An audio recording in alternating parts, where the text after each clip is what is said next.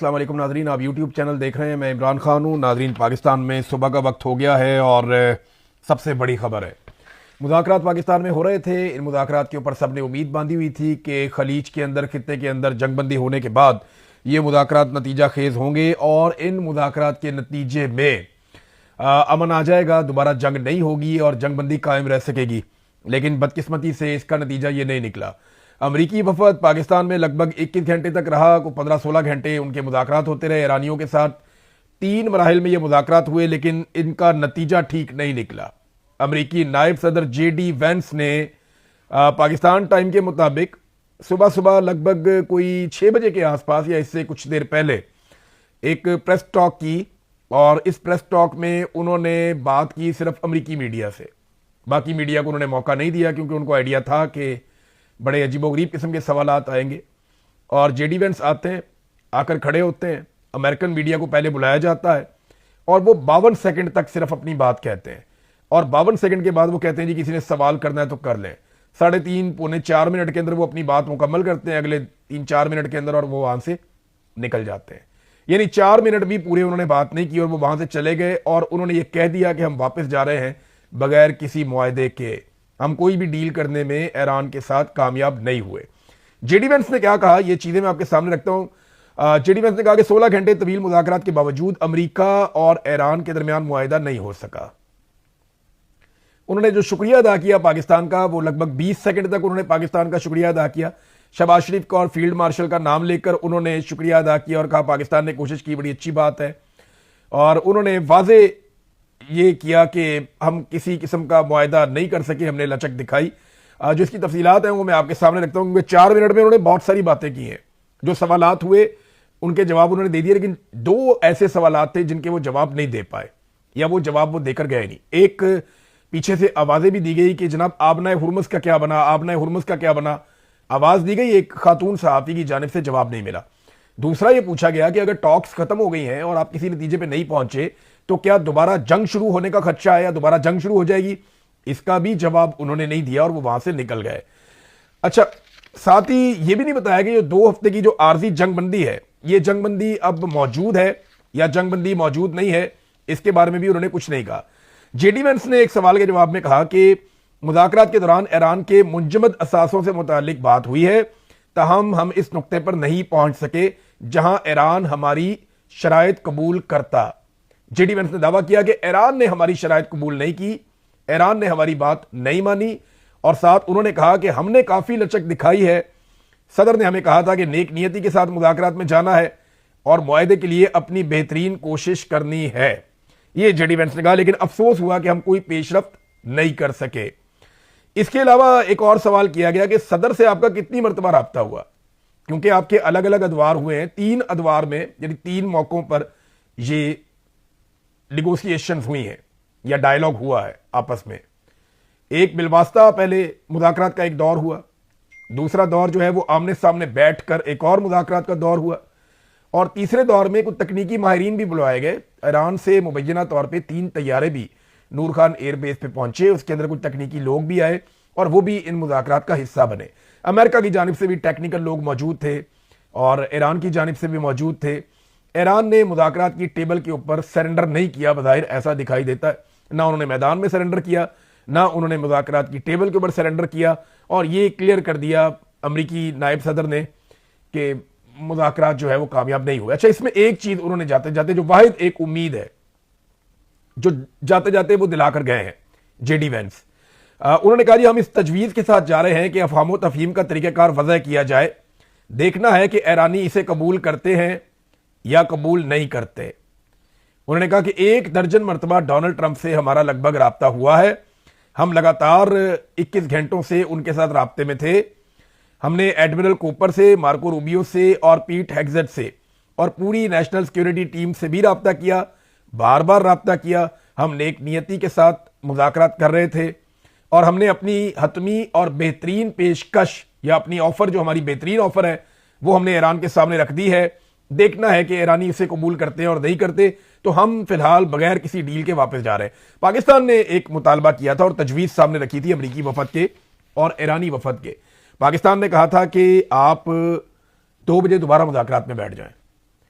यानी मुज़ाकरात का एक दौर और कर लें और एतवार के दिन 2 बजे दोबारा मुज़ाकरात कर लें। इसके ऊपर कुछ इत्तफाक राय हुआ भी था, लेकिन उसके बाद क्योंकि लगातार राब्ते में थे जेडी वेंस अमेरिका में, तो शायद अमेरिका से उन्हें ये इंस्ट्रक्शन आई कि ठीक है आप लोग वापस आ जाएं और इस मामले को यहीं पे रोक दें।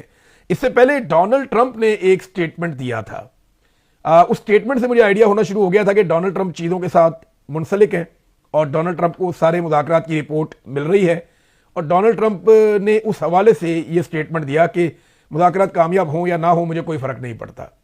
डोनाल्ड ट्रंप ने कहा था कि हम तो जंग जीत चुके हैं, हमें कामयाबी मिल चुकी है, अगर हम मुज़ाकरात में कामयाबी नहीं भी होती और ईरान हमारी बात नहीं भी मानता, कोई डील हमारी ईरान के साथ नहीं भी होती, तो हम जंग जीत चुके हैं, मुझे कोई उससे फ़र्क नहीं पड़ता।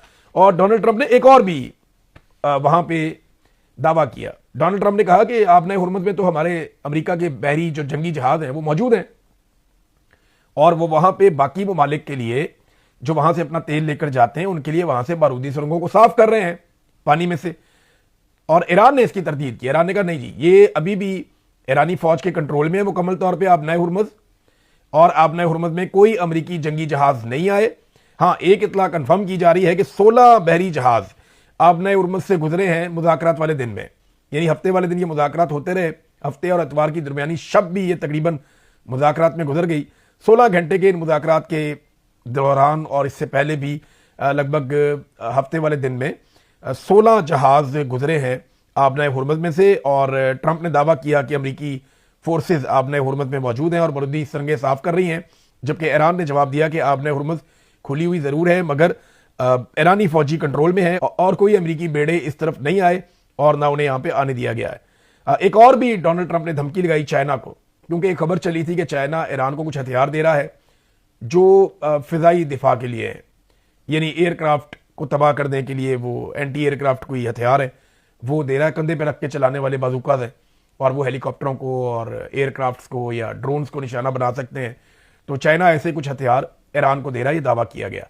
लेकिन बाद में अमेरिकी सदर ने इस पर धमकी लगाई और उन्होंने कहा कि अगर चाइना ईरान को हथियार फराहम करेगा तो संगीन नताइज होंगे चाइना के लिए। ये डोनाल्ड ट्रंप ने चलते हुए एक सहाफ़ी से बात की और वो बात रिपोर्ट हुई। इसके बाद चाइना की जानिब से इसके ऊपर रिएक्शन आया और उन्होंने खबर की तरदीद कर दी। उन्होंने कहा जी हम तो कोई हथियार दे नहीं रहे ईरान को, और ये दावा गलत है जिसमें एंटी एयरक्राफ्ट हथियार ईरान को चाइना की जानिब से दिए जा रहे हैं। तो चाइना ने इस दावे को गलत करार दिया है। तो डोनाल्ड ट्रंप की एग्रेशन जो है वो वापस आ रही है। डोनाल्ड ट्रंप दावा कर रहे हैं कि आबनाए हुर्मुज़ को उन्होंने कंट्रोल कर लिया है। दूसरी जानिब बरतानिया ने एक दावा किया। बरतानिया की जो गवर्नमेंट है वो लगभग कोई 51 मुल्कों के साथ मिलकर, अमेरिका के साथ मिलकर एक कोई इत्तेहाद बना रही है जिस इत्तेहाद को आबनाए हुर्मुज़ को खोलने के लिए इस्तेमाल किया जाएगा। क्या वाकई में अब ताकत के बलबूते पे या ताकत के जोर पे आबनाए हुर्मुज़ को खुलवाया जा सकता है? क्योंकि चाइना ने और रशिया ने बजोर ताकत वीटो कर दिया था उस करारदाद को जो अक़वाम मुत्तहिदा में पेश की गई थी कि आबनाए हुर्मुज़ को ताकत के जोर पे खुलवाया जाए। अब अगर कुछ ममालिक इस आबनाए हुर्मुज़ को ताकत के जोर पे खुलवाने आएंगे तो जिन ममालिक ने इस करारदाद को वीटो किया है क्या वो इस ताकत के इस्तेमाल को रोकेंगे? क्या चाइना और रशिया बीच में आएंगे? ये एक बड़ा सवाल है। पाकिस्तान के लिए बड़ी अजीब सिचुएशन पैदा हो गई है मुज़ाकरात की इस नाकामी के बाद। देखिए अभी ईरान का मौक़िफ़ आना बाकी है। हमें एक बात समझनी पड़ेगी कि ईरान जब तक मौक़िफ़ नहीं देगा हमें पता नहीं चलेगा। अभी हमने एक तरफ की बात सुनी है। अभी अमेरिका ने कहा कि उन्होंने लचक दिखाई, अमेरिका ने कहा कि उन्होंने बड़ी अच्छी ऑफर भी दी, अमेरिका ने कहा कि मामला एटम बम बनाने के हवाले से है। जेडी वेंस ने कहा ना जी एटम बम का असल मसला है और हमें पता है कि उनके पास अभी कोई यूरेनियम को अफजूदा करने की या जो उनके पास सेंट्रीफ्यूजेस थे वो तबाह हो गए हैं, वो अभी ये काम नहीं कर सकते, लेकिन फ्यूचर में वो ये नहीं करेंगे इसकी गारंटी वगैरह भी हमें चाहिए। तो वो उसको इसी मामले पे उन्होंने रखा, एटमी हथियारों की तैयारी के मामले के ऊपर जो जेडी वेंस बात करके गए हैं। अब ईरान का मौक़िफ़ नहीं आया अभी तक। ईरान की डिमांड्स क्या थी, किन डिमांड्स के ऊपर ईरान को क्या जवाब दिया गया और ईरान का मौक़िफ़ एक्चुअली क्या है, ये ईरान का मीडिया आपको बताना शुरू करेगा या जो ट्विटर इस्तेमाल करते हैं काली बाफ उसके ऊपर आ सकता है, जो इराकची ट्विटर इस्तेमाल करते हैं उसके ऊपर ईरान का जवाब आ सकता है। तो ईरानी जवाब अभी आना बाकी है। जेडी वेंस अपने हिस्से की बात करके चले गए और उन्होंने पाकिस्तान की सरजमीन पर खड़े होकर यह बात की है। ईरानी अभी मेरे ख्याल में इसके ऊपर गौर खौस करेंगे और वो अपना मौक़िफ़ पेश करेंगे। देखना यह है कि उनके मौक़िफ़ को कितनी पजीराई मिलती है या कितना वेटेज उनके मौक़िफ़ को दिया जाता है। ऐसा लगता है कि अमेरिका ने पहल करके ईरान को मौका फराहम कर दिया है कि वो अपने मौक़िफ़ को बनाने में थोड़ा टाइम ले ले। देखते हैं कि ईरानी पाकिस्तान के अंदर से ये बात करते हैं या वापस अपने वतन ईरान पहुंचने के बाद ईरानी इस हवाले से कोई जवाब देते हैं या कोई बात करते हैं। देखिए, ये इतना इंपॉर्टेंट था कि इसी मौके पे खबर आती है कि शहबाज शरीफ एक हंगामी तौर पे सऊदी अरब का विजिट करेंगे, और ये उस वक्त हो रहा है जब पाकिस्तान में ईरान के और अमेरिका के मुज़ाकरात चल रहे हैं और पाकिस्तानी एयरफोर्स के जंगी तैयारे सऊदी अरब के साथ दिफाई मुआहदे के नुक्ता नज़र से सऊदी अरब पहुंच चुके हैं, और वहां पे किंग अब्दुल अजीज एयरपोर्ट के ऊपर या एयरबेस के ऊपर उनको एक फैसिलिटी दी गई है। तो पाकिस्तानी एयरफोर्स से सऊदीया के दिफा के लिए वहां चली गई, उस मुआहदे के तहत जो आसिम मुनीर और शहबाज शरीफ ने सऊदी गवर्नमेंट के साथ किया है, और सेम टाइम में मुज़ाकरात भी चल रहे हैं। और सेम टाइम में एक खबर और आती है। खबर यह आती है कि सऊदी अरब और कतर पाकिस्तान को $5 अरब देंगे फैसिलिटेट करने के लिए, सहूलतकारी करने के लिए, ताकि पाकिस्तान जो है वो उस प्रेशर से निकले जो प्रेशर यूएई ने पाकिस्तान से अपने $3.5 अरब वापस मांग लिए। अब यूएई जो है वो पाकिस्तान से $3.5 अरब वापस ले रहा है। सऊदी अरब और कतर पाकिस्तान को $5 अरब दे रहे हैं, और ये कर्जा है, ये कोई हमारी मदद नहीं, हमारे पास रहेंगे नहीं ये पैसे, ये वक्ती मदद है, कर्जे की सूरत में है, ये पैसा आपको वापस करना पड़ेगा, वो आपके अकाउंट में रख देंगे, और इस पैसे को नॉर्मली आप खर्च नहीं कर सकते, लेकिन क्योंकि आपने यूएई का पैसा वापस करना है तो इस पैसे को आप अपने अकाउंट में उस पैसे की जगह पे रख लेंगे। तो अमानतन उनका पैसा पड़ा रहेगा, ताकि पाकिस्तान के कौमी खजाने के ऊपर एक वो जो होता है ना, थोड़ा सा आपका कौमी खजाने में पैसा होना चाहिए, IMF को भी तसल्ली रहती है, तो ये वो पैसा होगा जो वहां पड़ा रहेगा। पहले भी हमने रखा हुआ है मुख्तलिफ ममालिक का पैसा, हमारे अपने पैसे तो है नहीं ज्यादा, चाइना के हैं, यूएई के हैं और सऊदी अरब के हैं, तो ये सऊदी अरब और कतर के मजीद पैसे पाकिस्तान के कौमी खजाने में आ जाएंगे। एक तो ये बहुत इंपॉर्टेंट है इस वक्त। दूसरा, पाकिस्तान की एयरफोर्स और जंगी जहाजों का वहां जाना बहुत इंपॉर्टेंट है। तीसरा, अमेरिका और ईरान के मुज़ाकरात का इस तरीके से खत्म हो जाना और जेडी वेंस का इसको ऐलान कर देना। हालांकि पाकिस्तान ने तजवीज़ दी हुई थी, जो रिपोर्ट हुई थी ईरानी मीडिया पे, कि एतवार की दोपहर 2 बजे तक मुज़ाकरात मुलतवी किए गए, एक और दौर होगा, दोबारा बैठेंगे। लेकिन अमेरिका को मायूसी हुई है और शायद अमेरिका मजीद सामना नहीं करना चाहता इन मुज़ाकरात का, तो वो मुज़ाकरात की टेबल से उठकर चला गया है। ईरान ने ना तो मैदान में सरेंडर किया, और ऐसा लगता है कि मुज़ाकरात में भी उन्होंने अमरीकी मुतालबात के सामने सरेंडर नहीं किया। अब ईरानी मौक़िफ़ आएगा तो हमें पता चलेगा कि ईरान इस सारे के बारे में क्या कहता है। नाज़रीन, सारा दिन जब ये मुज़ाकरात हो रहे थे ना, तो ये तासुर बन रहा था कि बड़े मुस्बत मुज़ाकरात हो रहे हैं, और मीडिया ये दावा कर रहा था। उसका सबसे बड़ा रीज़न ये था कि मुज़ाकरात होते चले जा रहे थे। जैसे जैसे घंटे गुजर रहे थे, मुज़ाकरात के नए अदवार आ रहे थे, तो सबको लग रहा था कि इसमें कामयाबी मिल रही है, क्योंकि मुज़ाकरात हो रहे हैं, और जब इतने सारे दिमाग बैठते हैं और देर तक बैठते हैं तो तवक्को की जाती है कि कामयाबी मिलेगी। लेकिन बदकिस्मती से वो नहीं हुआ। अब पाकिस्तान के लिए एक बड़ा सुनहरी मौका था, अगर ये मुज़ाकरात कामयाब होते तो पाकिस्तान को इसमें बहुत पजीराई मिलती, लेकिन अभी भी उम्मीद छोड़नी नहीं चाहिए। पाकिस्तान को बदस्तूर यही कोशिश करनी चाहिए कि इस सारी लड़ाई में गैर जानिबदार रहते हुए दोबारा कोशिश करे कि अमेरिका और ईरान के मुज़ाकरात हों, दोबारा कोशिश करे कि सऊदी अरब और ईरान के मुज़ाकरात हो, दोबारा कोशिश करे कि खित्ते के अंदर जंगबंदी हो। पाकिस्तान को ये जंग जितनी मर्जी तवील हो, चाहे ये 1 साल चलती रहे, पाकिस्तान को सिर्फ एक ही कोशिश करनी है कि पाकिस्तान जंगबंदी करवाए। किसी भी सूरत में पाकिस्तान को किसी भी फरीक के साथ खड़े नहीं होना चाहिए। इस लड़ाई में पाकिस्तान को सूट ये करता है कि पाकिस्तान गैर जानिबदार रहे। मैं पहले दिन से ये बात कह रहा हूं कि पाकिस्तान ने लड़ाई में नहीं उतरना, पाकिस्तान को लड़ाई में बिल्कुल नहीं उतरना चाहिए। जितना मर्जी दबाव आए, जैसे अभी तक अपने आप को बचाया, पाकिस्तान को आगे भी अपने आप को लड़ाई से बचाना चाहिए, और सिर्फ अमन के लिए अपना किरदार अदा करना चाहिए, जो इमरान खान साहब की पॉलिसी थी, जो पाकिस्तान की इस वक्त पॉलिसी है। जिस तरह इमरान खान ने 2019 में किया था, पाकिस्तान को यही रोल प्ले करना और कोशिश करनी है कि कुछ भी करके जंगबंदी कायम रहे, कुछ भी करके अमन कायम रहे, कुछ भी करके यहां से तेल की गुजरगाह खुली रहे। क्योंकि देखिए, गरीब मुल्क है पाकिस्तान भी, इंडिया भी, बाकी भी, ये सारे ममालिक फंस जाएंगे अगर तेल की कीमतें बढ़ेंगी।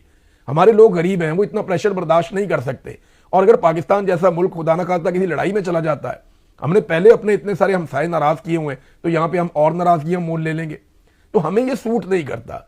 और ईरान ने अब कितनी, देखिए ना, ईरान का मौक़िफ़ जब तक नहीं आएगा ना, उसके बारे में मैं कुछ कह नहीं सकता।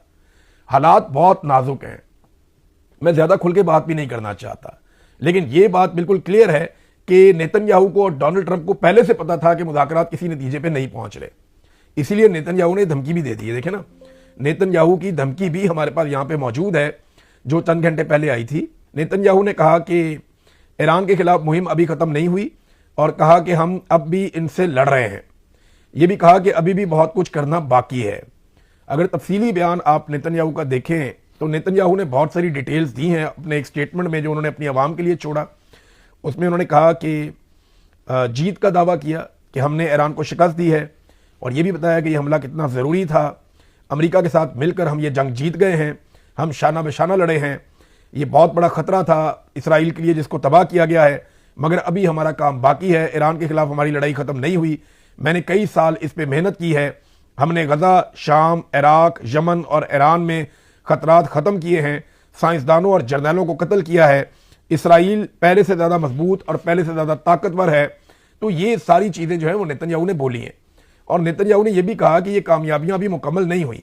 ईरान में अब भी जौहरी प्रोग्राम के लिए यूरेनियम मौजूद है और जैसा कि सदर ट्रंप ने कहा कि उसे हटाना ज़रूरी है, या तो ये मुआहदे के जरिए हटाया जाएगा या फिर किसी और तरीके से। और मुआहदे के बारे में जेडी वेंस ने अनाउंस कर दिया कि अमेरिका और ईरान बदकिस्मती से किसी भी मुआहदे पे नहीं पहुंच पाए। नाज़रीन, जो ताज़ा तरीन इतला अभी जब मैं वीडियो रिकॉर्ड कर रहा हूं अभी आई है, वो इतला ये है कि जेडी वेंस अमेरिका रवाना हो गए।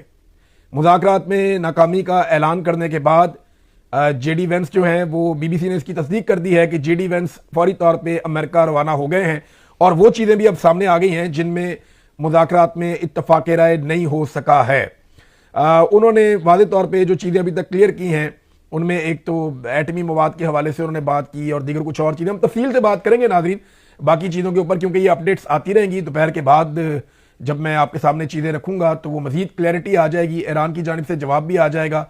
बहरहाल जेडी वेंस जिस काम के लिए आए थे, जिस मिशन के लिए आए थे, उसमें वो कामयाब नहीं हुए और वो नाकाम वापस जा रहे हैं और एक तजवीज़ वो छोड़कर जा रहे हैं, एक ऑफर छोड़कर जा रहे हैं। उन्होंने कहा जी हमारी तरफ से ये बेस्ट ऑफर जो हो सकती थी वो हम देकर जा रहे हैं, देखते हैं ईरान उसे कबूल करता है नहीं करता। और उस ऑफर की कोई ज़्यादा तफसीलात उन्होंने बताई नहीं कि वो कौन सी ऑफर देकर जा रहे हैं। ये तो अब ईरानियन बताएंगे या पाकिस्तानी बताएंगे और पाकिस्तानी मीडिया को तो एक अजीबोगरीब शर्मिंदगी का सामना करना पड़ा। देखिए, बड़े शानदार रिपोर्टर हैं पाकिस्तान में जो फॉरेन ऑफिस को कवर करते हैं, जो एम्बेसीज को कवर करते हैं, जिनका तजुर्बा है इन मामलात में।